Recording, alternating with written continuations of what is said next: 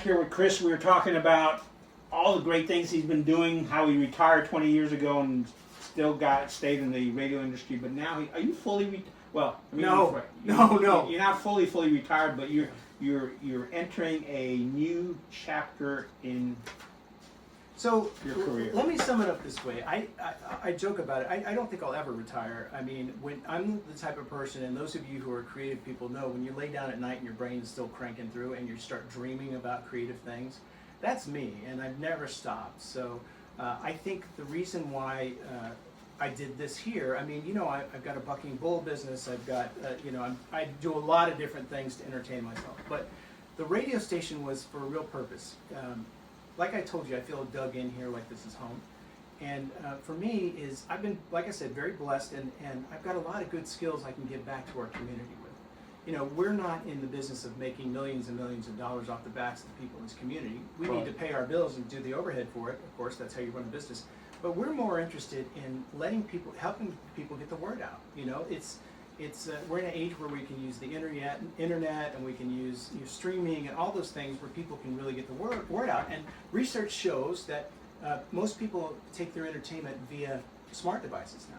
Right. And so instead of going through the whole process to find a station and broadcast with the FCC, who I've dealt with for a long time, I kind of took the leap and I went into streaming. And it's very different kind of streaming because it's the old radio format, small town radio, but it's on streaming. What kind of research did you do before you decided to do streaming? Because as we were talking before we started the conversation, I just want to make sure we're fully running. Yes, we are. Randolph County has a sports internet site that they do broadcast on of games and then post-game interviews. What kind of research did you just do to say this is the way to go? So because I was in radio for so long, I have access to radio research, and so like Arbitron and Nielsen and things like that, I can kind of look and see what the trends are, and then the great thing, you have all this data and you can feed it into an AI. This is where I think AIs are good, and say, help me kind of make a story here, and they'll say, well, look, the trend is showing that people consume their entertainment via their smartphone or their iPad, and it's statistically there, and especially in this county as it's growing, and we're getting a little younger. I think it's it's one of those things. It's an education piece first. It's actually quite easier than broadcasting because you never lose the signal. But there's things that we're doing to educate people how to get to it, and that's a little confusing to call yourself a radio station and not be broadcasting. Yeah, but I think you've got an audience that's accepting of that and realize that that's the way to go. I mean, there's, as you said, the radio industry's changed. I know locally, I've been friends with Joe Ovius and Joe Giglio for years, and they when they got fired, they started their sports podcast, and they have a bunch of credibility because of the history that they have had in this area. So you've got all the industry experience, you've got your data. Well, here's what I like the most. So when you work in major market radio, it's super intense. The production values are super high. You're competing for millions and millions of dollars in advertising in the market. So you have to be really good, and that's why you see a lot of people from major markets go to networks. So what we're really proud of is we're able to produce our station with a big market sound. We have our own original programming, and the voices you hear on the commercials are actually voiceover artists that do national ads for like Colonial Penn, Universal Studios, Weight Watchers, things like that. So we're able to use them for your ad in this market, which I think is just killer. Right. Now you mentioned in radio you've got production values are very high. How are you? It's there. What's your production value? It sounds, again, you're using professional voiceover artists. What are you doing here to keep that high level? You're getting high quality sound right here in Pittsburgh. Well, technology is really cool. We don't maintain a library in house. We've actually built a huge library. I said like 5,000 cuts, and that's all in the cloud. So we're able to broadcast anywhere we want to. If I go on vacation, I can do my morning show on vacation. I just dial into the cloud and run the station that way. I'm sorry, what was your question? First part of your question? What technology or what production values are you? Well, let me explain. Are you what I'm taking and bringing into the PBO, radio PBO? So I'm using the same techniques I used as a program director, same music algorithms, matching demographics with music and trying to target a broader audience because, like I said, it's a kitchen sink format. But the format is really targeted at the Jones generation. Are you familiar with the Jones generation? No, but you're going to tell me about the Jones generation. The Jones generation is a subset of yuppies. Because technically I'm a yuppie, but I was born in 1965, and I don't relate to yuppies at all. Because I wasn't old enough to go to Woodstock. I remember it. I wasn't old enough to. I do remember, unfortunately, Martin Luther King and Bobby Kennedy being shot. I do remember that. And I do remember Kent State, but I was a child, and most of that was secondhand, or I saw it on TV. And your dad probably said, "I don't want you going to Woodstock." Yeah, exactly. Well, at the age of 4, I don't think it would have happened. But it's one of the things. So this generation has survived complete analog, the space race, going fully digital, the internet, and we're the first generation to take our kids to rock concerts. And so what happens is the Generation Jones, I say our generation is way cooler than our parents' generation. We're going to have conflicts now. We're going to have people complaining and fighting about this. So have you been to the Rolling Stones concert? Many times. Many times, okay. I've been to the one out at, we were talking about it's the first generation that takes their kids to rock concerts. I was when they were at Carter Family Stadium. I was out there. And I think the embarrassing thing was, after a certain age, I don't think people should be taking selfies. So there's these older folks trying to take selfies with their kids, and I'm like, here, just give me the camera, let me take your picture. Yeah, you're unstable. Don't hold the camera. Yeah, don't do that, and no ducklets either. I saw the Rolling Stones for the very first time in Raleigh in 1989. Okay. And that was also my first professional interview. With? Well, it was with Mick Jagger, but it was very short-lived because, a lot of that's under the purple veil. I'll just say that he wasn't a very entertaining guest. But what happened afterwards is Keith Richards and I struck up a conversation. And I was always afraid of him because he looked so scary. Sweetheart guy, and they had a snooker table backstage. Okay. It was cool. And so I started talking to him, and he was just, his knowledge of blues music, it's stunning. He's really an amazing musician and an amazing human being, and I'm really glad that he finally kicked drugs because what an incredible person he is. Yeah, I remember because I was taking behind the scenes pictures. I had to get there early at the concert. I remember they had a church choir there practicing, and that was just neat to see all that stuff going on behind the scenes. And what was the most interesting thing Keith Richards told you? I remember, so at the time he asked me if I was married, and I said I'm young, and he said don't rush. He said don't rush, life is long, and he said and practice your guitar. That's all. I'm going to talk about that. 1, 2, 3, 4, 5. You got 5 guitars and a ukulele. So the blue guitar I actually made from scratch. It doesn't play at all very well. All right, we're gonna take a look at that. The blue one. Yeah, I made that one from scratch. All right. Again, I have too much time on my hands. The rest of them are just very different things. I wanted to learn how to play bass, so I got an acoustic bass. That's a Les Paul on the end, which every rock guy ever wants to have one. And then my little Brownie there is my everyday kind of go-to guitar. And the Blondie on the end here I've had since I was 16 years old. All right. Dustin Miller is going to be jealous because Dustin's into guitars as well. I have told Dustin I want him to do an interview with me because you think I'm passionate about guitars. This guy, wow. I know. You got to go to Japan for a guitar auction to advise a buyer on it. It's like there's a whole bunch. You know what? There's a whole bunch of interesting stories here in Pittsburgh, and I think that's one of the things you're looking to do with the radio station as well. You mentioned the Jones format. Are you on for the full 24 hours a day, or is it like in the old days on television where at midnight you have this thing come up and just have that annoying sound till like 6 o'clock in the morning? It's interesting. The first radio station I worked at was an AM station, and at sundown we had to sign off because the United States had they had a short spacing agreement with Cuba. And so after sundown, AM signals really traveled far. Like you can still get WGN here at night. But so we had to sign off. But with this thing, we're 24/7.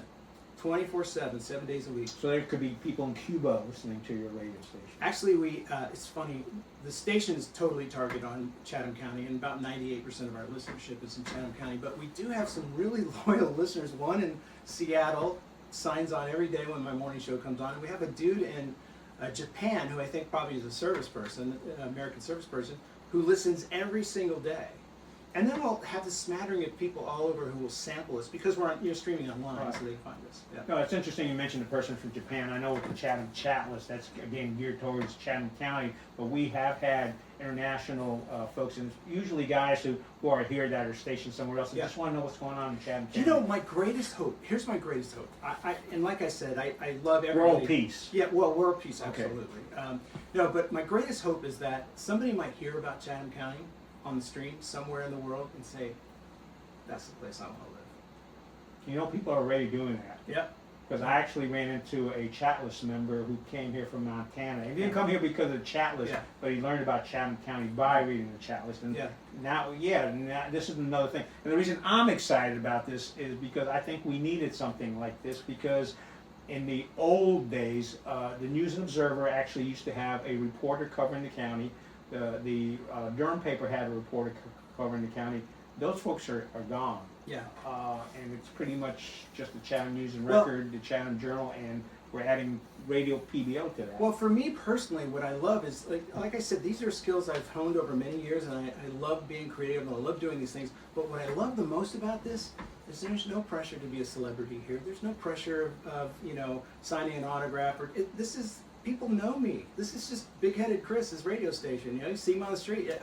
And I love that, because there was a long time early in my career where my wife and I couldn't go to a restaurant without somebody wanting to buy a drink or something, and I'm like, and that was terrible. I hated it. Right. Hated it. Folks in Chatham County, I'm talking to you. If you recognize Chris on the street, do not approach him. Do not ask him questions. No. Come Although up. he may, you may, well, you can't buy him a drink because he doesn't drink beer anymore. No, just the occasional scotch. Just the occasional Scott. Speaking of that, there is a 102-year-old lady in Pittsburgh at the assisted living center down there, and she says one of the things for her secret to longevity is that she takes a jigger of bourbon once a week. So let me tell you. Okay, so you Come on. trigger me. So I triggered you. Let's hear it. we have a little family tradition in my family, and when you have a little girl, I've only had one child, and Emma is now 31. But when you have a little child, you buy the most expensive bottle of Irish whiskey you can find, right? So I was so broke when we had Emma, and I never did. So I went to Ireland about 10 or 15 years ago, and I bought the most expensive bottle of Irish whiskey. Can I ask how much that cost? No, Okay. because then my wife would find out. Oh my goodness, yeah, we can't. Let me put it this way: they brought it out with white gloves and signed the bottle. So it was, and so what happens with this is you take a toast when your child is born. You take a toast when they're baptized. You take a toast when they become engaged. And you take a toast when they get married and with the grandchildren. And if you do it right, on your deathbed, everyone drinks the last bit to toast you. Okay. I like that. How much of the bottle do you still have with it? A lot, but a lot. Good. guess It's been what a little though? long time. I have really, I can't say this, but I've actually had a toast out of it recently, but I don't. You're not allowed to say. No, because I don't think my daughter knows. Oh, we're gonna leave it. We're not going any further than that. We're gonna leave it right at that. Although nobody's gonna watch this, so nobody. She won't. Confidence in programming. She won't find out. All right, going back to your broadcasting. You mentioned you do a morning show, but can you give folks a general outline as to how's your schedule run from 0 hours to 2400? Is it 20? Is that the correct military term? Is it 0 to 2400? It's 2300 and 2300. Oh yeah. Okay, so I try to sleep at midnight, and I try to sleep as long as I can. But the way the show works is, and a lot of people think you just fly by the seat of your pants. You don't. It requires a lot of research. So typically I get off in the air in the morning. I do a social media post, which goes out to promote the next day. I'll do some interviews that will air later on in the week. If I have a comedy bit or something like that, I'll produce that in advance. And then I sit down and I do research. I study history. I study rock history, which is my passion. And then I look around the community for things that are important in the community. Like recently we had that massage parlor thing that I was just fascinated about. Wait a minute! Don't tell me you were a customer there. No, no, because no. if you were, and his wife finds out, it's the end of Chris in Chatham County. My approach on that was not in my hometown. I was shocked when I saw that. Well, you know, there's a swingers club in Pittsburgh. No, There is. well, I also just found out there's apparently one also in Siler City.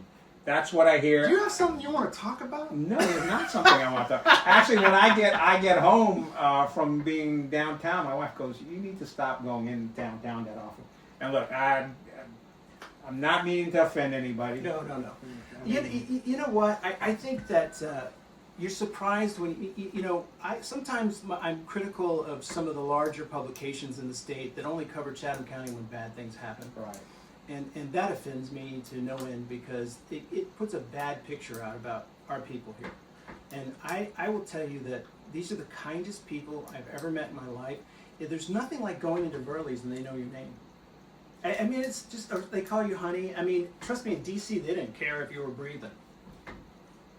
Yeah, it's interesting. When I was working back for Verizon, we bought out Contel, and we had a young lady come down from Pennsylvania, and she got offended that my boss, who was originally from Alabama, called her sweetheart. Yeah.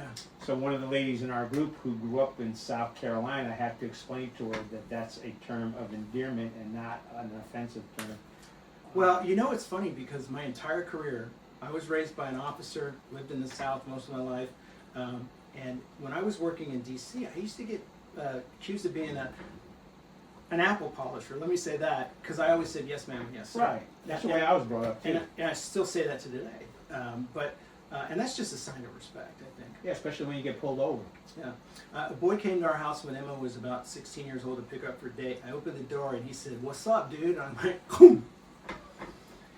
Did you take a shot of Irish? No. I opened the door and I said, "My name is Mr. O'Brien or Mr. Chris, but nothing else."